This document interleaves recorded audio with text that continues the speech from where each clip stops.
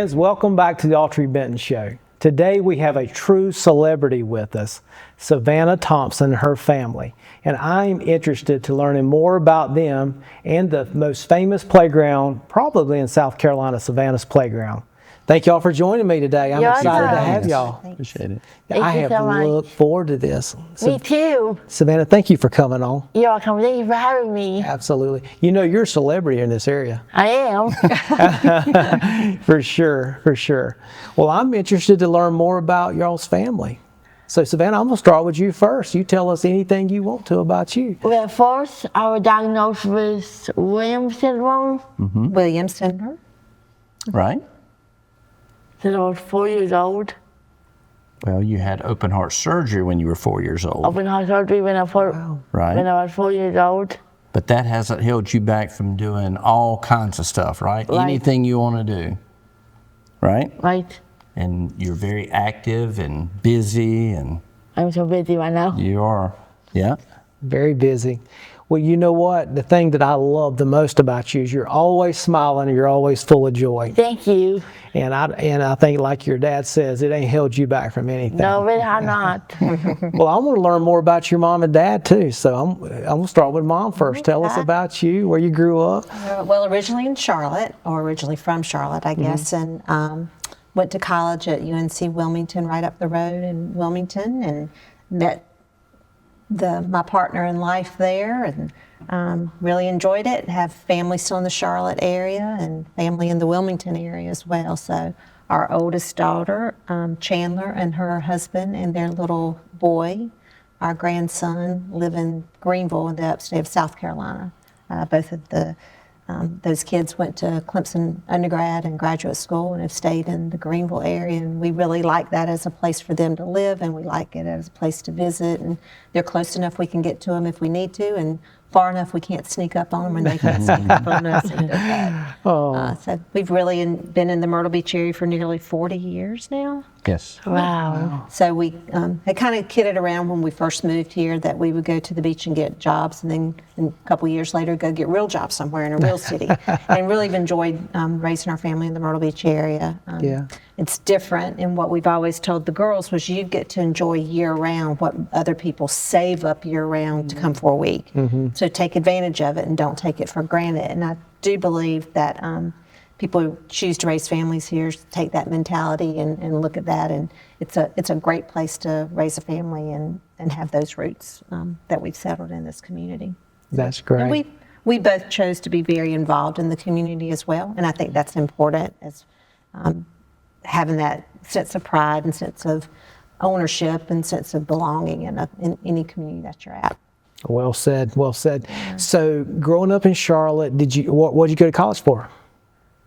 Well, you know, my dad always said he could tell how good or bad my grades were going to be, how good or bad my tan was. I went to school at UNC Wilmington, and, you know, by March, it was usually a pretty good tan, so I made great grades, fairly great grades. Yeah, but enjoyed the beach. I enjoyed the beach and enjoyed the lifestyle that Wilmington had to offer, and didn't know exactly what I was going to study when I went there, but I ended up studying therapeutic recreation, which was a recreation-based field, but was also in helping people. So I got to be a certified recreational therapist for a number of years and taught people leisure skills and reintroduced leisure skills in a healthy manner, and worked with adolescents, adults in a private psychiatric facility as well as a chemical dependency unit. So it was really helpful, and you know, sometimes people lose their way of how to have fun and how to do normal things with family members or friends without having the introduction of alcohol or drugs there as well. So this was teaching people really healthy habits again, and reintroducing things that they may have forgotten about that really lend to their life, to having fun and healthy options out there to explore. So you got your education and you actually did go get to practice for a while, sounds like. I did. I practiced in that field for a few years, and part of that field really involved planning events and planning activities, and from that it kind of morphed into a marketing position, and then I was lucky enough to be hired on at Loris Hospital 100 years ago, feels like, and I did their physician recruitment there. So went out and looked for physicians who wanted to be in a small community, who wanted to make an impact, who wanted to make a difference, who wanted access to the beach but didn't need the big city life. So you can find physicians who will practice medicine, but you also have to have somebody that will fit into your community. And it's not recruiting to a Charlotte or a Wilmington or even Myrtle Beach, but recruiting somebody who wanted to be a part of a smaller community like Forest and eventually the Little River area as well. And enjoyed that. Great memories, great people. Love that little hospital. Obviously now it's transformed and it's a bigger healthcare system than when I started. But after that, I worked in the medical field as a practice administrator for the local radiology group for a number of years. Loved the business end of it.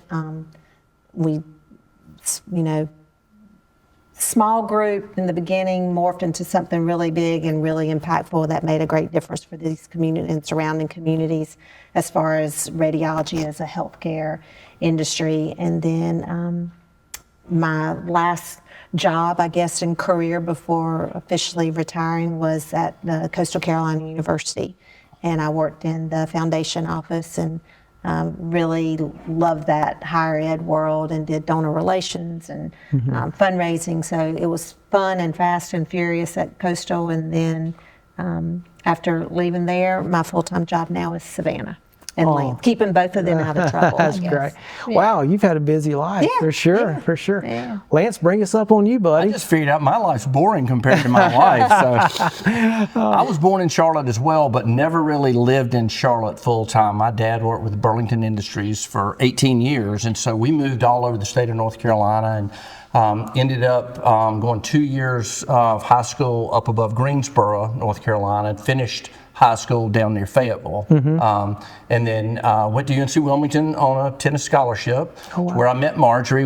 Even though both born in Charlotte, we didn't meet until college, but in trying to figure out what I wanted to do, I knew being a student athlete, I wanted to do something sports related, but not necessarily teach physical education in the school system. So I was a recreation major as well. And as I was finishing up, one of my counselors said, if you really want to stay in the field, you need to go ahead and get a master's degree. And Clemson at the time, I was not a Clemson fan, but Clemson offered the best program available. And so I went to graduate school at Clemson, got my master's there, and that was a great decision. That was my connection to get to Myrtle Beach. The chairman of our department there, Parks, Recreation, and Tourism Management, had a son who set up the first computerized reservation system at Ocean Lakes Family Campground.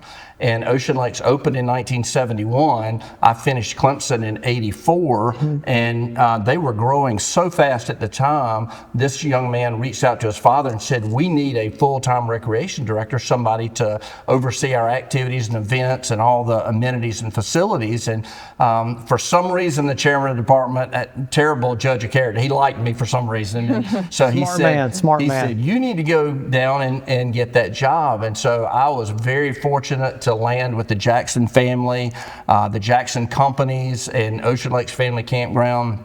And I spent my entire career, 36 years there. And we decided early on, Marjorie and I, that understanding that Savannah's employment and educational opportunities would be limited at some point in time, that we would retire when we could and spend all our time focused on Savannah. So we did in 2021. Congratulations.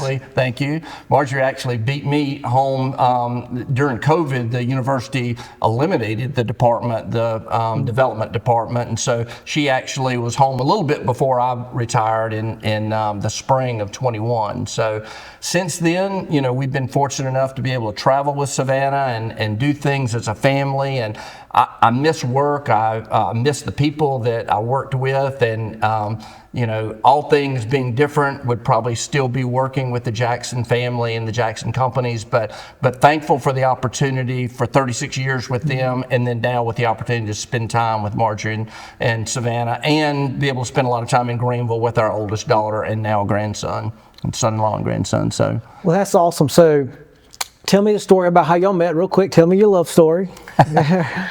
Probably around a pool table. Both of us, playing pool at the local establishments. But I being a student athlete, was kind of involved with all the sports teams and was able to UNCW was very small back then. I hate to say how many years ago it was, but when I started, it was 2,500 students. Now it's about 20,000.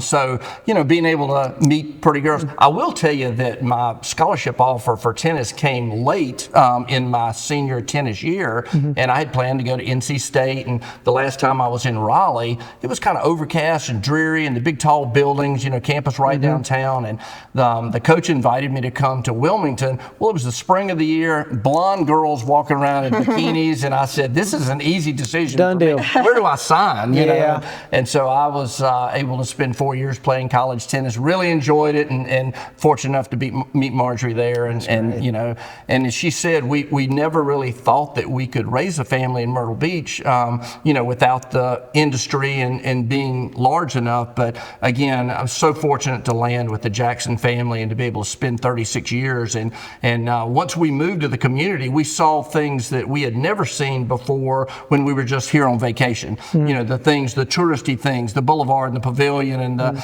seafood restaurants and all. It's once you live here, you realize what the community is really about. The schools and the churches and the community leaders and the people that do so much to make this a wonderful community to live in and raise a family, that we have been extremely blessed and so fortunate and thankful that we were able to stay here the entire time and raise our girls here and now continue to be here.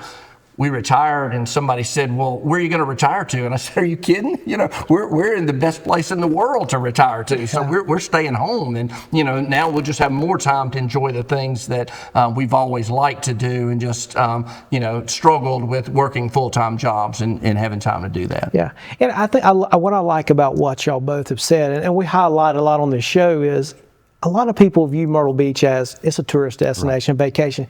But it's our home. It's your hometown. It is. It is, and it's special to us, in a lot of different ways than it is somebody else, because it's our area. It's dual roles, but it's special that way. Yeah. And when we explain that to people, what a wonderful community it is, the things that happen behind the scenes that you don't see when you're staying, in a hotel oceanfront for your week's vacation. You don't see the things that happen and how great our schools are in Horry County, and what a wonderful community, and the things that the community leaders do to help each other. And we lived through Hurricane Hugo, and that was a great example about neighbors helping neighbors and people reaching out and things that happened during that time that it's just, we've met the nicest people here and, love living here and would never want to live anywhere else, even if we had the opportunity to, because this is where, we've made our home and raised our girls here, and we absolutely love it and are proud to call Horry County home. That's great. That's great. So tell us when your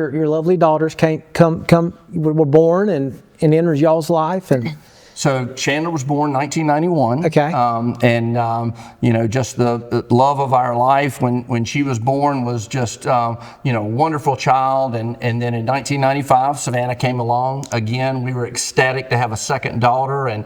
But we found out early that Savannah had challenges, that a genetic disorder, Williams syndrome that she mentioned, and every Williams child has a heart defect, and most of them require heart surgery. And so we knew early on that Savannah was going to have open heart surgery, and the doctors at MUSC that helped us throughout the process all along explained that they would like to wait as long as possible for two reasons: to help her get bigger and stronger, but also to hopefully prevent her outgrowing the fix. Hate to do it as an infant and then she get to be 10 or 12 years old and say, now we got to do it again. And what she has is a narrowing of her aortic artery. Okay. So supravalvular aortic sclerosis. And so, when she was about 4 years old, almost 4, the doctor said, we've waited as long as we can wait. The blood's being restricted, the blood flow, and it's time to do the surgery. And it was going to be a pretty straightforward surgery, even though it was full-blown, open her chest, open heart surgery. They said she'll probably be, 3 to 5 days at MUSC, and then we just kind of slit open the artery and widen it, and she should be fine. And unfortunately, Savannah experienced cardiac arrest on the operating table. So sorry. Went into cardiac arrest, and her heart stopped beating, and so it was a very traumatic time for us. It was something that they have since found out is sort of common for Williams children, that the reaction to anesthesia. So they told us, you know, we've located the surgeon. We're going to open her chest. We're going to get her on the bypass machine, and you know, you need to be prepared. This is kind of really serious. And so they came back afterwards and said, you know, they were able to do the surgery. It was actually very successful the way that they were able to repair her heart. But unfortunately, she was without oxygen for 23 minutes. And so Savannah has suffered brain damage, and it could be significant. And we won't know until she wakes up how significant that is.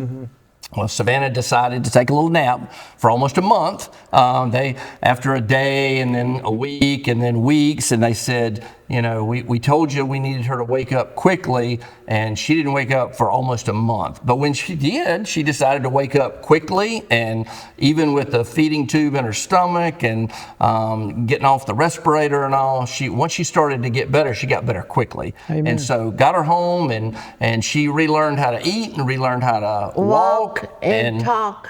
Amen. And we're not sure, had that not happened, what the developmental delays would have been, knowing that you know, she was going to have that anyway with the Williams syndrome, but with the loss of oxygen, we're not sure what the different impact would have been. But we're ecstatic that she has bounce back and able to do the things that she does now, and be able to remember people, remember things, and Savannah's sort of famous for singing the national anthem at everything from a Pelicans baseball game to the women's ACC basketball tournament was held at the HTC Center at Coastal, and Women's soccer team. A lot of the local, the college, Coastal Carolina University college athletics, she has sung the national anthem. Well, I know who's going to be my next national anthem singer and my next event. So she's pretty great at it. Yeah. Well, you're a walking miracle, Savannah. I am. Yes, you are. Yes, you are. Next to my mom was by my time in Charleston. Got to stay in Charleston with you. Yeah. You know, Chandler, our oldest, was 8 at the time, and I was driving back and forth from Charleston to Myrtle Beach trying to keep some semblance of normalcy for her. But Marjorie never left the hospital except to go to the Ronald McDonald House. She was right there, never left Charleston, was right there supporting Savannah the entire time. And bless her heart, our 8-year-old became a very mature and responsible 8-year-old, understanding the help that we would need. And she has been phenomenal her entire life, helping us out, you know, knowing that there were going to be some challenges there. And somebody said, well, did she go through, you know, the teenage, all that? I said, fortunately, no. Unbelievably, you know, because I think every family has some of that. But Chandler was very mature from the very beginning, and such a tremendous help for us. And once she started driving, you know, she could take Savannah to therapies and school and different places. So we're very fortunate that Chandler has been kind of the third adult in the room to help us out. Well, I appreciate you saying that, Lance. I mean, that just shows the power of a family. You know, families important. So strong. So strong. So strong. And, you know, our God's never caught off guard. God had you all the whole time, and this miracle that's sitting in front of us. So that's great. Thank you. So tell us about Savannah's Playground, how the idea came to be or evolved. Yeah, so former Mayor John Rhodes loves Savannah. Terry has said, his widow has said a number of times, Savannah's the only one that could get away with calling him Johnny. Everybody else, it was Mr. Mayor, Mr. Rhodes, but Savannah called him my Johnny. And so he would come to the Miracle League in his role as a mayor, throwing out first pitches, but he loved Savannah. He absolutely loved Savannah. And he had the idea that there should be a place for every person in Horry County, whether resident or visitor, should be able to play together regardless of ability or age, and in a playground setting. And he had that dream, and he came to us and said, we're going to do this thing. Could we name it after Savannah? And we said, oh my gosh, absolutely. We're honored that you would even consider. What do we need to do? And he said, well, we'll probably put together a board or committee and do some fundraising and stuff. And so we'd see him every couple weeks, and he'd go, I'm still working on that playground thing. Well, please let us know, how we can help, what we can do. And So probably 6 or 7 months, I told Marjorie, I know how much playground equipment costs. Yeah. And this may not happen. A very noble gesture. I'm glad that he even thought about us and the community, but it may not happen. Well, gosh, a week later, he stood up at a city council meeting and said, we're going to build this playground, this enabling playground that's all inclusive. It's going to be $1 million and 4 acres, and we're going to name it Savannah's Playground. Wow. And we were just blown away. Yes, I was blown away too. So he started, and with tremendous support from the city of Myrtle Beach, Autry County, the state of South Carolina, the Air Base Redevelopment Authority, and numerous companies and organizations and individuals and families all contributed to help make this happen. But John went to Minnesota where this equipment was being manufactured, and the salespeople said, well, you need to pick out which pieces of equipment that you would like on your playground. Right. And he goes, well, I want one of everything. I don't want and so, Can I okay. Well, first he Zoom called us from Minnesota. We were invited to go to Minnesota, but it was like negative 20 degrees, and so we decided a Zoom call might be better. Yeah. But during that call, Savannah was able to pick out colors. Wow. So he would show, and he and the salespeople would show Savannah the pieces of equipment, and she picked out the colors. Wow. But What colors did you pick out, Savannah? teal and orange. That was your two favorite colors? It was. I love it. and there is a tie in there, the Coastal and Clemson tie. Those are my two favorite teams. Yeah, absolutely. But there's some garnet out there too. Us Gamecocks like But to play, John too. told the story later that he sort of overextended himself by picking one of every piece of equipment. And so he went back to people and said, hey, we need to step up. And so the $1 million playground turned into about a $3 million playground. But it is at the ribbon cutting, I said, Disney likes to say they're the happiest place on earth. We think they're wrong. We think Savannah's Playground is the happiest place on earth because we're out there a lot. We live close to the playground, and just to see not just the kids but families, every generation of families that are out there having such a wonderful time, and we are just honored and blessed that Savannah's name's associated with it. Yeah. And our time's quickly going, but tell me a little bit more about the playground, the functions of it, and it's for everyone. It is for everybody. Am I correct in saying that? It is, yeah. So all the equipment, or 90% of the equipment at this point, has the ability for wheelchairs to access it, whether it's a sloped ramp that goes all the way up to the top of the tall feature, whether it is swings that have I don't know what to call it, like a brace that comes over, like a seat belt of sorts in it, or a bucket seat. So it's things that little kids can get into, or adults that have special needs can get into and safely participate. There's a wheelchair swing now that you can actually back your wheelchair and lock the brakes down, and it fits almost down in a little gully that it can swing back and forth. And there's accesses that are wide, that's just not little kid accesses or adult accesses, but wheelchairs can access different components and pieces of it. So it's they were very thoughtful. Carolina Parks and Play out of North Carolina and the manufacturer out of Minnesota, they're very thoughtful about access and egress for those types of equipment and pieces of equipment. So it some of it's just lower to the ground, some of it's still 20 feet in the air and you hold your breath kind of stuff when anybody goes up there. But it's just the thought behind it makes it easy for everybody to be able to participate.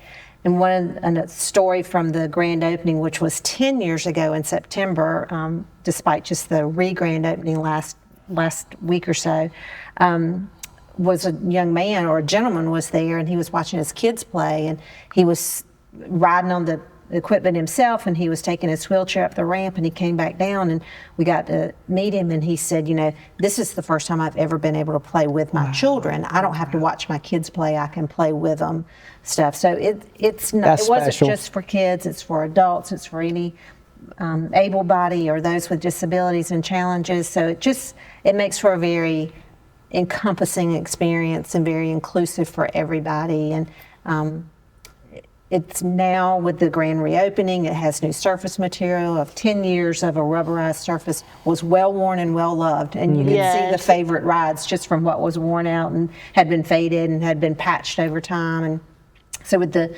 new expansion and the new renovations, it has shade structures over the big piece of equipment, which is so important now, especially in our summer months when the sun just beats down. It was basically just too hot to play. So the shade structures, there's new equipment, there's some fitness equipment that parents and adults can ride while still keeping a close eye on the kids. It's all fenced in now, so little ones won't run away. There's swings that everybody can be on. There's a music park that was redone and new equipment put in there. That's a different type of music experience. So it's a communications board, so it's just, again, just very thoughtful, the pieces that went into it to allow everybody to be able So it was originally grand opening was in what year? Remind me? September 2016. 16. In 16, and just recently had a renovation.